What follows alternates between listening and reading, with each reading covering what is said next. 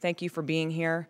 The Prince George's County Police Department just wants to thank the citizens of this county, of this state, and from across the country who have let our department know that their sympathies are with us. We do appreciate that. Chief Magaw is going to give a short briefing and we'll take a few questions. Police Chief Mark Magaw. Good morning. I'm sorry to be here this morning to have to update you on a tragic loss of one of our own. First and foremost, our thoughts and prayers are with POFC Bowden's family and our police family. The preliminary investigation reveals that the actions of the driver of the SUV involved in the crash caused the collision. The driver had originally been in the left turn lane and at some point made a decision to cross several lanes of traffic, colliding with Officer Bowden's cruiser. We are looking into all factors involved in this crash, including speed, and based on the physical evidence on the scene, it appears that the cruiser was above the speed limit. But at this time, I don't have the specific speed for you, but at some point in the very near future, we will. We have also confirmed that the officer was not wearing a seatbelt. Branch Avenue and Surratt's Road is a very busy intersection. We have interviewed a number of witnesses, but we're eager to hear from anyone who may have information about this accident. You can call 866-411-TIPS. I want to tell you a little bit about this officer. PFC Kevin Bowden was 28 years old, was born in Clinton, and called Clinton his home. He graduated from Surrattsville High School and has two children, ages 11 and 5.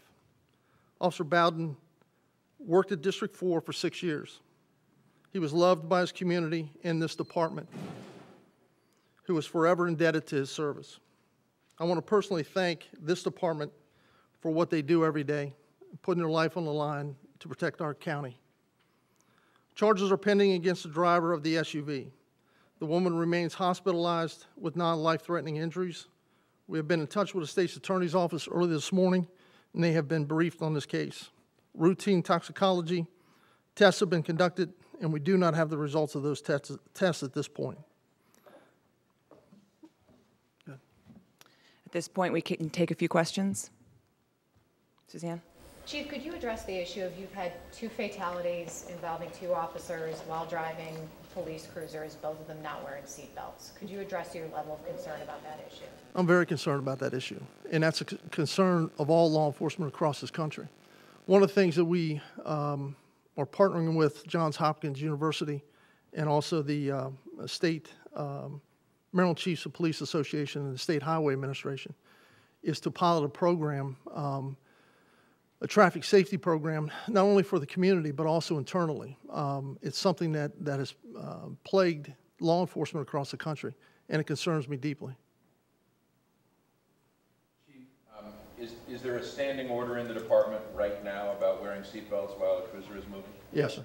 What is that order, and are you sending out a reminder?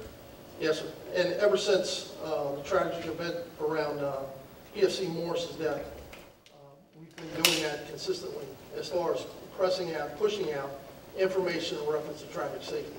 It's a critical point, but it needs to be emphasized every day.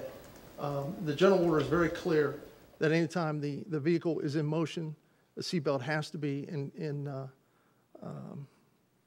concurrence with the Maryland state law that seatbelt has to be worn.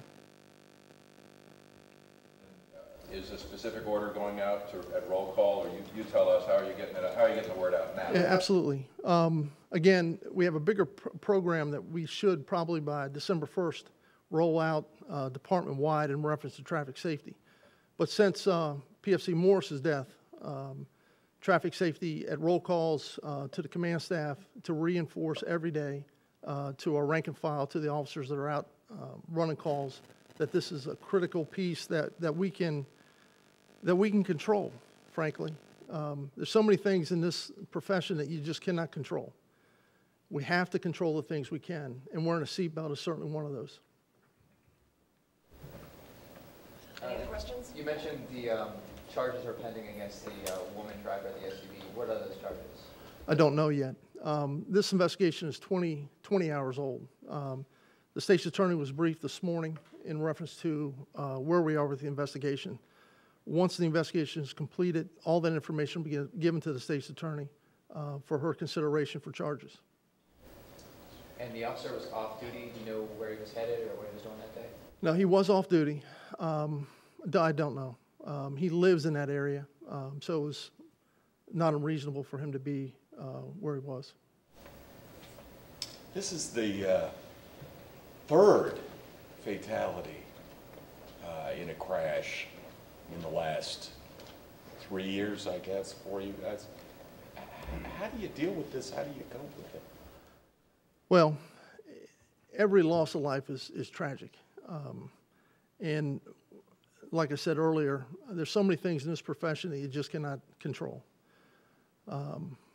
Operation of a vehicle, wearing a seatbelt, those types of things, we have some control over. And that's really been the focus of our attention the last few months with roll calls from the training academy, putting out different training modules in reference to driver safety, trying to keep it even subconsciously in the back of everyone's mind that this is something that we have to control. But it's a difficult situation for all of us.